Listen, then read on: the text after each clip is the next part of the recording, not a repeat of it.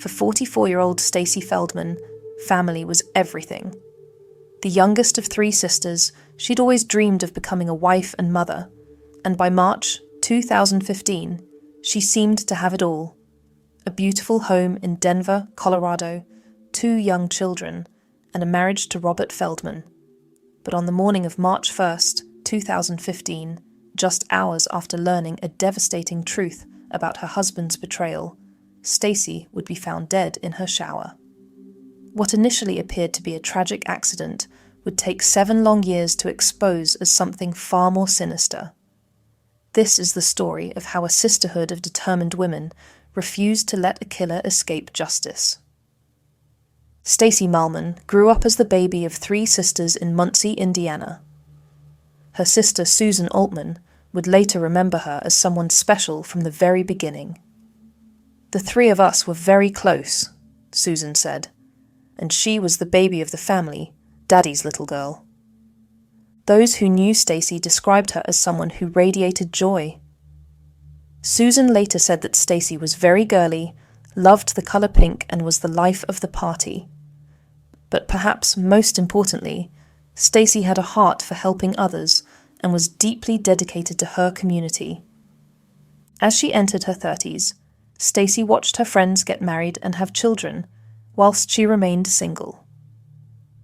You know, her friends were getting married, they were having children, and the time was ticking for her, Susan would later recall.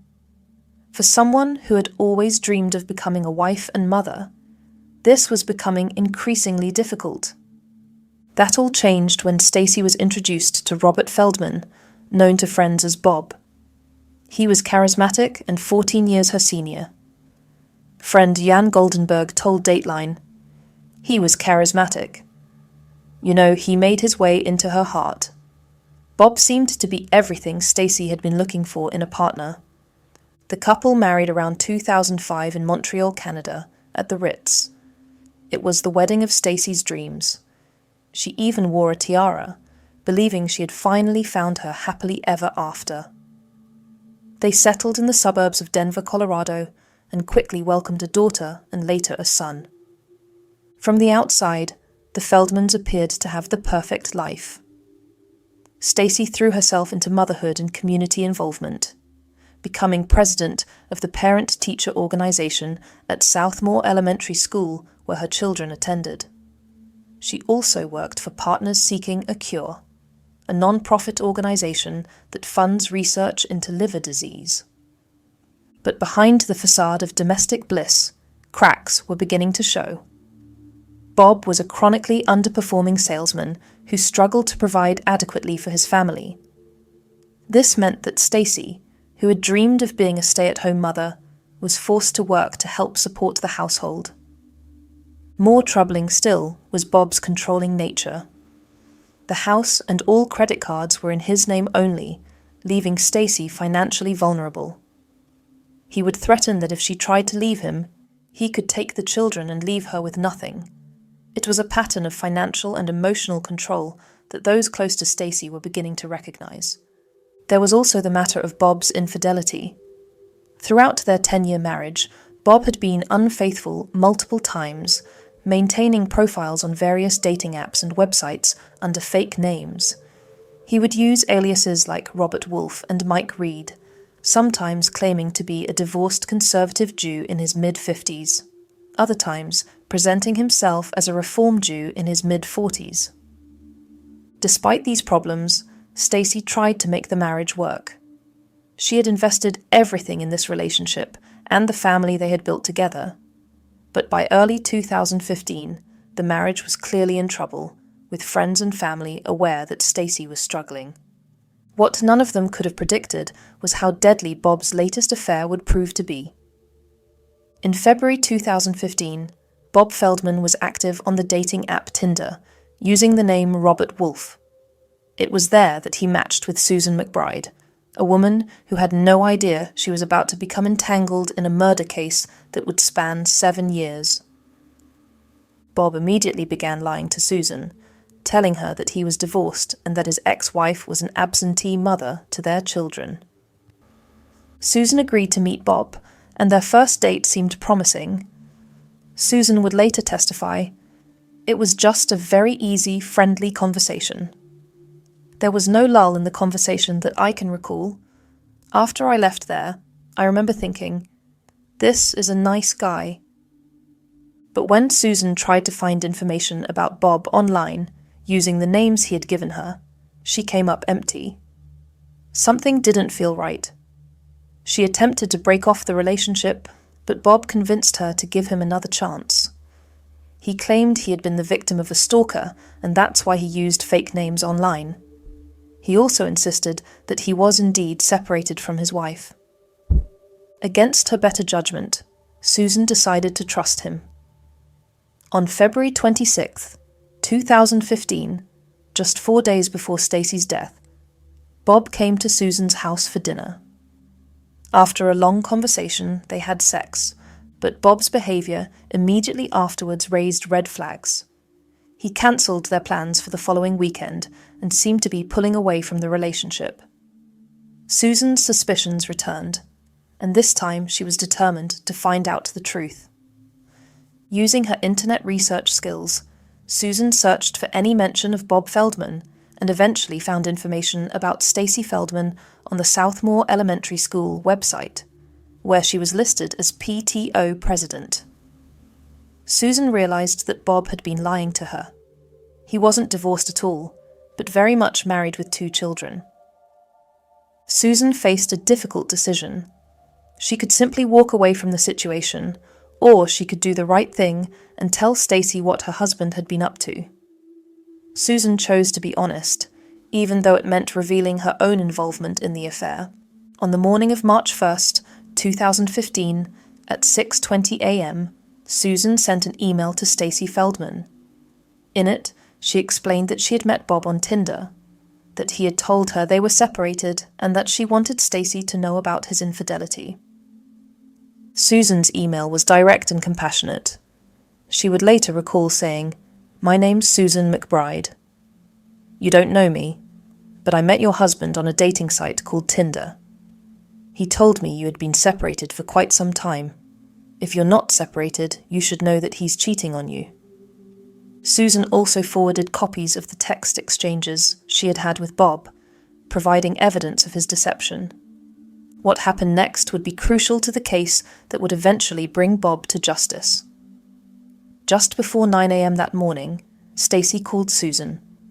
Despite learning about her husband's betrayal, Stacy was remarkably composed during their 5-minute conversation.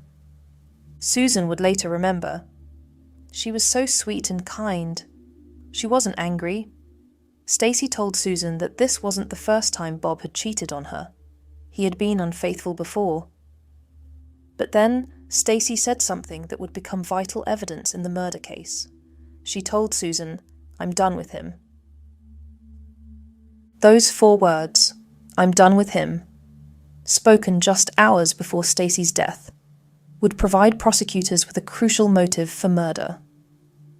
Around 10 a.m. that morning, Stacy sent what would be her final text message to a friend, mentioning that she was supposed to pick up the children from religious school at noon and take them to a Purim carnival. She never got the chance.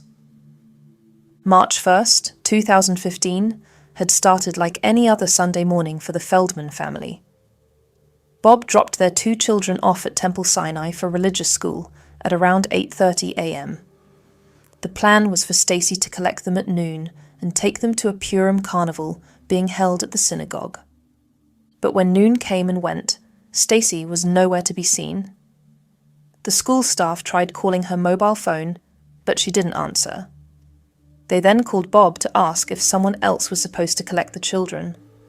Bob's response was telling. He told the school that he would be there shortly to get the children. But when 12:45 p.m. arrived and Bob still hadn't shown up, the staff called him again. This time, Bob claimed that he thought a family friend was collecting the children, a story that didn't match what he had told them earlier. Finally, at 1:05 p.m., Bob arrived at the synagogue to pick up his children. The teacher who spoke to him noted that his behaviour seemed odd. He appeared dishevelled and was acting curtly, quite different from his usual demeanour.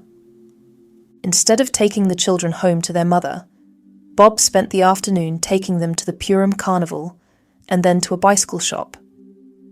It wasn't until around 3 p.m. that Bob and the children finally returned home. His daughter would later testify that she had been excited to show her mother the prizes she had won at the carnival. But as they walked into the house, Bob told her to put her coat away downstairs rather than going upstairs to see her mother. What happened next was captured in a 911 call that would later be scrutinized by investigators and played in a courtroom. Bob could be heard pleading with the emergency operator. "Oh my God, I need help. Please, help me. Please. My wife's not breathing." Bob told the 911 operator that he had found Stacy unconscious in their bathroom shower with the water running. He claimed that he pulled her out of the tub and was attempting CPR whilst waiting for paramedics to arrive. But there was something wrong with Bob's story, something that first responders would notice immediately when they arrived at the scene. Despite Bob's claims that he had pulled Stacy from a running shower, there was no water on the bathroom floor. This was unusual. As one first responder later noted, they had never seen a body pulled from water without there being water everywhere. There were other inconsistencies too. During the 911 call, despite Bob's claims that he was performing CPR, there were no sounds on the recording consistent with chest compressions or rescue breathing. Instead, investigators would later note that there were sounds of a toilet flushing and items being knocked over, suggesting that Bob might have been staging the scene rather than trying to save his wife's life. When paramedics arrived at 3:40 p.m., they were unable to revive Stacy. She was pronounced dead at the scene. Detective Randy Dennison was one of the first investigators to arrive. Even at this early stage, he found Bob's behaviour suspicious. According to the arrest affidavit, Bob appeared to be acting as if in shock or confused, but in a way that seemed performative rather than genuine. At one point, Detective Dennison wrote, "Bob walked away, as if he was confused, giving your affiant the impression he was overacting in an effort to avoid speaking with him." The firefighters who responded to the scene also found Bob's behaviour troubling. According to the affidavit, they described him as being overdramatic and purposely not cooperative. This wasn't the behaviour typically seen from someone who had just discovered their spouse's body. But at this stage there was no obvious evidence of foul play. Stacy appeared to have died in what looked like a bathroom accident. An autopsy would be needed to determine what had really happened. On March 2nd, 2015, the day after Stacy's death, Dr. Kelly Kobolansky performed the autopsy. This was significant for several reasons. Not only was Dr. Kobolansky relatively inexperienced, with this being one of her first solo autopsies, but the findings would prove to be crucial to the case. The autopsy revealed that Stacy had sustained more than 80 separate injuries to her body. These included bruises, hemorrhages, abrasions, and a chipped tooth. She also had petechial hemorrhages in her eyes, small burst blood vessels that can be a sign of strangulation or suffocation. Despite the extensive injuries, Dr. Kobolansky was unable to determine exactly how Stacy had died. The cause and manner of death were officially listed as undetermined. This ruling would keep the case in limbo for years and nearly allow a killer to escape justice. Bob's behaviour during this initial investigation raised several red flags. When questioned by police, he gave conflicting accounts of his activities on the morning of Stacy's death. Initially, he claimed he had left for work as normal and gone to the gym, then to meet a colleague at a bus depot in Broadstone, where part of his job involved checking advertisements on buses. But Bob's story began to change. In a follow-up conversation, Robert Feldman told Denver police officers that on the day of his wife's death, she had told him she was tired and was sleeping when he left home with the couple's children about 8:30 a.m. and travelled to Temple Sinai, He told the detective that he returned around noon, called out to his wife but got no answer, changed clothes in the laundry room, cleaned the garage because a shelf had fallen, and went to a park and worked out. Bob also made several claims about Stacy's condition that proved to be false. He told police that she'd consumed edibles containing a certain substance. I can't say the full word due to YouTube policies, but it's a plant that starts with M and ends with A, the night before her death. But Stacy Feldman's autopsy report showed no signs of THC in her system. He claimed she had been unwell for months, and had even missed work for several days before her death, but this wasn't supported by evidence. In what would later prove to be a significant motive, Bob collected on Stacy's life insurance policy just months after her death. Robert Feldman was paid $750,000, the proceeds from a life insurance policy on Stacy Feldman that had been purchased 5 years earlier. Interestingly, whilst Bob had a substantial life insurance policy on Stacy's life, there was no reciprocal policy on his own life. This asymmetry would later be seen as evidence of premeditation. The investigation also revealed Bob's pattern of infidelity. Detectives discovered that he maintained profiles on multiple dating apps and websites, often using fake names and conflicting personal information. One particularly disturbing incident came to light involving a woman named Stephanie Shoemaker. She'd met Bob at a grief support group, where he claimed Stacy had died of cancer, another lie. During what she thought was a date, Bob sexually assaulted her at his home. Despite all these suspicious circumstances, the undetermined ruling on Stacy's death certificate meant that prosecutors didn't have enough evidence to bring murder charges.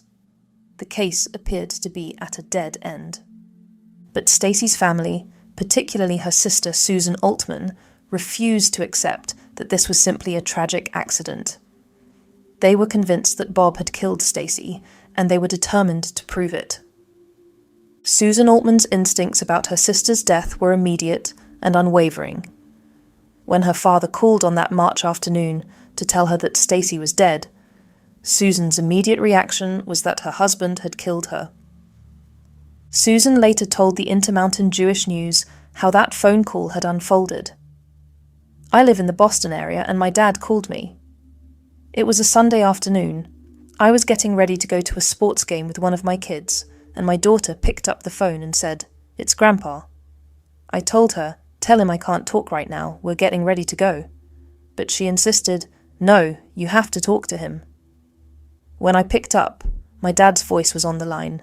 He said, 'Stacy's dead.' For a second, I couldn't even process it. I asked, 'What happened?' fully expecting him to say it was a car accident. When Susan's father told her about the supposed bathroom accident, Susan couldn't accept it. She knew her sister, and she knew Bob, and something wasn't right. Susan told the paper, 'My immediate reaction was that her husband had killed her.' As the months passed and the official investigation stalled, Susan took matters into her own hands. She was convinced that Bob was getting away with murder, and she was determined not to let that happen. Susan's suspicions were based on years of observing Bob's behavior and the dynamics of his marriage to Stacy. She had watched as Bob systematically controlled and isolated Stacy through financial manipulation. She knew about his history of infidelity and his threats to take the children if Stacy tried to leave. Susan described Bob as a chronically underperforming salesman who was always looking for a free buck. She even recalled how he would bring broken suitcases to airports, then claim they were damaged during travel and demand that airlines replace them with nicer models. A small-scale scam that revealed his dishonest character. But Susan knew that her suspicions alone wouldn't be enough to bring Bob to justice. She needed evidence, expertise, and allies in her fight for truth. The breakthrough came nearly 2 years after Stacy's death, during a conversation with a psychologist relative. As Susan described the circumstances of Stacy's death and the dynamics of her marriage to Bob, The psychologist observed that it sounded like an abusive relationship that had escalated to murder. The psychologist suggested that Susan contact the Training Institute on Strangulation Prevention, an organization that specializes in identifying and investigating cases where domestic violence has escalated to lethal force, particularly in cases that might appear to be accidents or suicides. Susan immediately reached out to the institute, and they put her in touch with Detective Randy Dennison, who had been the lead investigator on Stacy's case.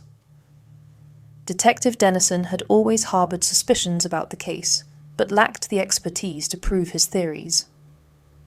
The institute connected them with Dr. Bill Smock, a police pathologist and an expert in domestic violence strangulation. Dr. Smock was a seasoned emergency room doctor with a fellowship in forensics who had participated in thousands of autopsies and crime scene evaluations. By the way, he had worked on some pretty high-profile cases, including serving as a key expert witness in the Derek Chauvin trial for George Floyd's murder, and the Kendi Howard case, where he helped prove that a former Idaho State police trooper had strangled his wife and staged her death as a suicide. Dr. Smock had achieved a 100% conviction rate in strangulation cases where his living forensics techniques were used.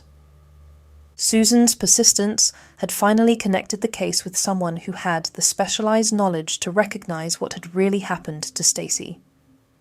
In the meantime, another crucial piece of the puzzle was falling into place. Susan McBride, the woman who had alerted Stacy to Bob's affair on the morning of her death, was about to make a discovery that would change everything.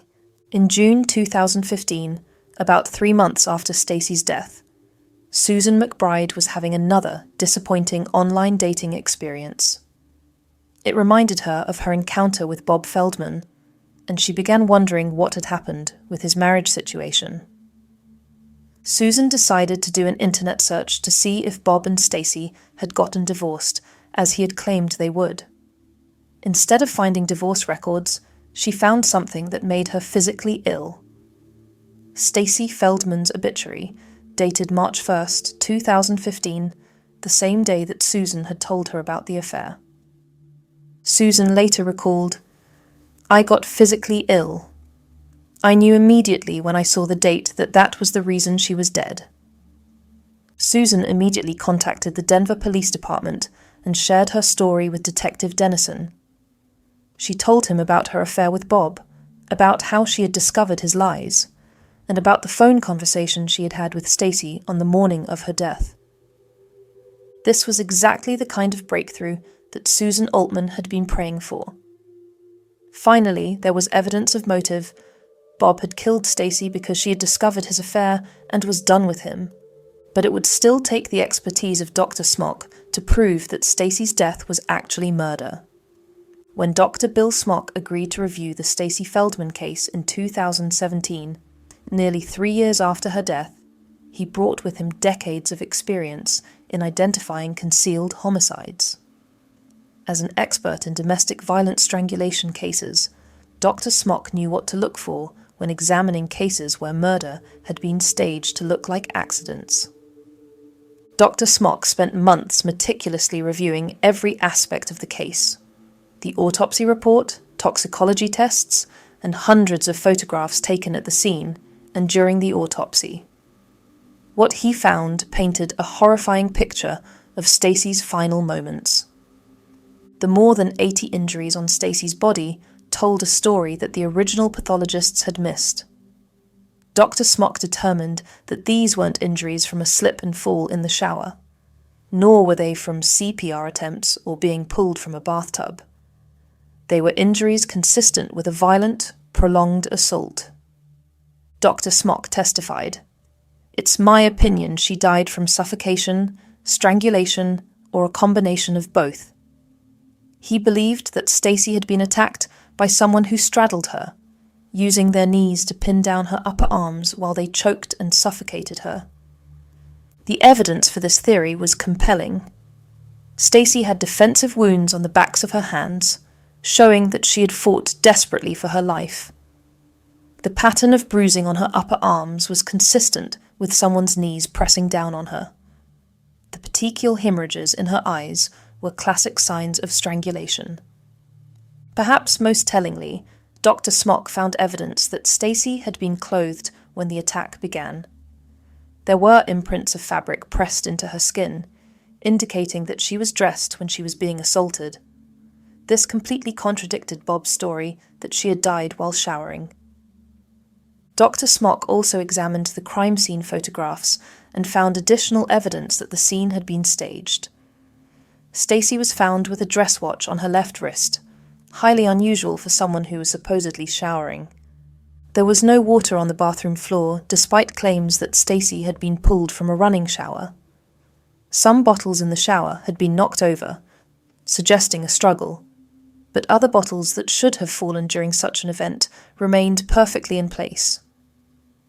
Most damning of all, there was no bruising around the imprint of a metal shelf that had supposedly fallen on Stacy's body. This indicated that she was already dead when she came into contact with the shelf, evidence that she had been placed in the shower after death. Dr. Smock's analysis painted a clear picture. Bob had attacked Stacy in their bedroom, strangling and suffocating her during a violent assault. He had then undressed her body and staged the scene in the shower to make it look like an accident. The attack itself would have been terrifying for Stacy. Dr. Smock believed that Bob could have rendered her unconscious in as little as 5 to 10 seconds by applying pressure to her neck, and that she would have stopped breathing within 1 to 2.5 minutes. When asked if Stacy had suffered before she died, Dr. Smock replied simply, "Yes, ma'am." The injuries Dr. Smock identified were described as constellations of injuries that were not consistent with removal from the bathtub or resuscitation attempts. Instead, they showed evidence of what he called a vicious beatdown. Dr. Smock told the court that based on the evidence he reviewed in the case, the mother of two's death was a homicide. Based on Dr. Smock's expert analysis, the Denver District Attorney's Office finally had what they needed to prosecute Bob Feldman for murder. His report provided the crucial evidence that turned an undetermined death into a homicide case. On February 16, 2018, nearly 3 years after Stacy's death, Bob Feldman was arrested and charged with first-degree murder. Robert Feldman's arrest in February 2018 should have marked the beginning of the end. Instead, it marked the beginning of another frustrating chapter filled with delays and legal maneuvering. Bob was initially held without bail, but after a preliminary hearing, he was allowed to post a $1 million bond and placed on house arrest. The defense argued that the prosecution's case was built on circumstantial evidence. But before the case could go to trial, it became mired in delays. The COVID-19 pandemic forced repeated postponements, with key witnesses unable to travel. During this time, Bob remained at home, but was caught regularly leaving for unauthorized bicycle rides throughout Denver, posting the routes online despite being on strict house arrest. There was also a legal battle over Bob's use of Stacy's life insurance money. In 2019, the Colorado Supreme Court ruled that Bob could use $550,000 of the $750,000 payout to hire his criminal defense attorneys. Susan would later say, "This man has taken 7 years from my life, 7 years of me being able to live, 7 years of being able to be mother to my children." Finally, in early 2022, nearly 7 years after Stacy's death, Robert Feldman would face a jury for her murder. Robert Feldman's trial finally began in April 2022. Judge Edward Bronfin presided over the 9-day trial that captivated public attention. The prosecution's star witness was Dr. Bill Smock, who used a mannequin to demonstrate how Bob had attacked Stacy, straddling her and using his knees to pin down her arms while he strangled her. Prosecutor Maggie Conboy told the jury, "Stacy Feldman can't tell you what happened that day, but her body can.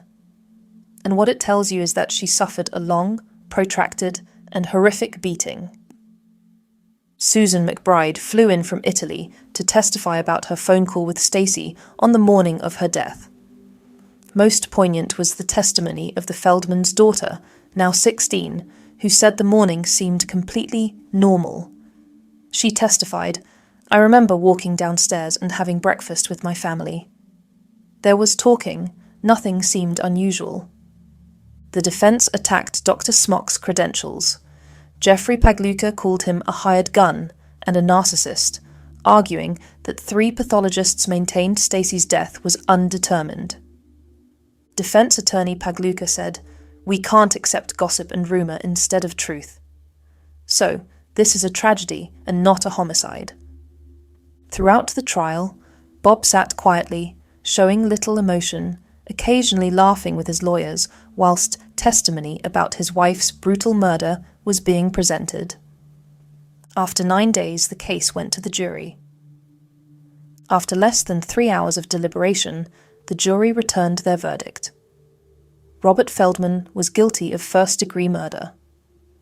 Stacy Feldman's mother, Dorothy Malman, said, "If you really loved your children, you wouldn't have killed their mother. This is all because you couldn't keep your pants zipped and agree to the divorce Stacy wanted. You are evil." Susan Altman said, "I have been fighting for this for 7 years because my sister deserves to rest in peace. This man has taken 7 years from my life, and he's not taking 1 more second." Bob simply replied, "No," when asked if he wanted to make a statement. He offered no apology, no explanation. Bob Feldman refused to accept responsibility and immediately began appeals, challenging various aspects of the trial. In November 2024, the Colorado Court of Appeals issued a 51-page decision rejecting all challenges. The 3-judge panel unanimously affirmed his conviction. Bob's primary argument was that Dr. Smock's testimony had usurped the county coroner's authority. The court firmly rejected this, ruling that an undetermined cause of death does not preclude prosecutors from presenting expert testimony. He was also ordered to pay $111,600 for his children's therapy costs. Stacy's fund was created to provide legal assistance to domestic violence survivors. Susan became an advocate for domestic violence awareness, working with the Alliance for Hope International. The conviction of Robert Feldman was ultimately the result of what prosecutors and media called the Sisterhood, a group of women who refused to let Stacy's killer escape justice.